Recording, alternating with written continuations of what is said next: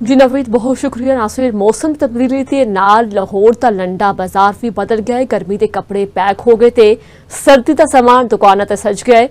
दुकानदार परेशान ने कि सामान सजाने के बावजूद भी गाहक नहीं है। सर्दी थोड़ी तेज होएगी तो काम भी बढ़ेगा। मजीद जानते हैं मलिक मुश्ताक को। जी बिल्कुल, मैं इस वेले मौजूद हाँ लाहौर लंडा बाजार दे विच ते किया जांदा है अस्सू कत्ते मां नराले दिने धुप्पां ते राती पाले, क्योंकि सर्दी की आमद है। मौसम जिहड़ा ठंडा होने लग पिया, रातां ठंडियां हो गई ने, दिने गर्मी थोड़ी जी होंदी है। इस हवाले नाल लाहौर के लंडे बाजार च भी सर्दी दीयां गंढां ते गट्ठां खुल गई ने। दुकानदारां ने सर्दी का सामान जोड़ना शुरू कर दिता है। मेरे नाल दुकानदार मौजूद ने, इन्हां नाल गल करने जी। दस्सिया जे कि समान तो सारा सर्दी का ला लिया तुसीं, भारा मोटा समान जिहड़ा सर्दी तो बचांदा है, ते गाहक बिल्कुल नहीं है। 3-4 दिन पहले रस्से बंद सी ते आज रस्से खुले ने ते फिर भी गाहक नहीं है।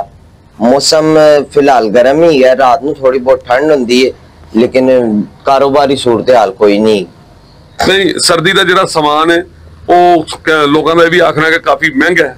की कहते नहीं, महंगा नहीं है, नॉर्मल रेट में सस्ता है। बाजार की निस्बत क्वालिटी इत्थे बहुत अच्छी है ते सस्ता समान ही है। जिस तरह देखो अपने पिछे लगे 20-25 हज़ार रुपए का, इत्थे तुहानू मिल जांदा 2000 रुपए का।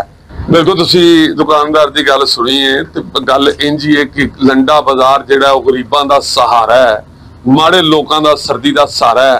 ते किसी वेले लंडा एडा महंगा हो जाता है कि गरीब बंदे की पहुंच तो बाहर हो जाता है। उस वेले लोग परेशान होते हैं। क्योंकि अगर गल करिए मौसम की, तो मौसम आन नाल सर्दी का समान निकल आया जे, ते सर्दी दीयां गट्ठां लंडे दे विच खुल गईयां ने जी।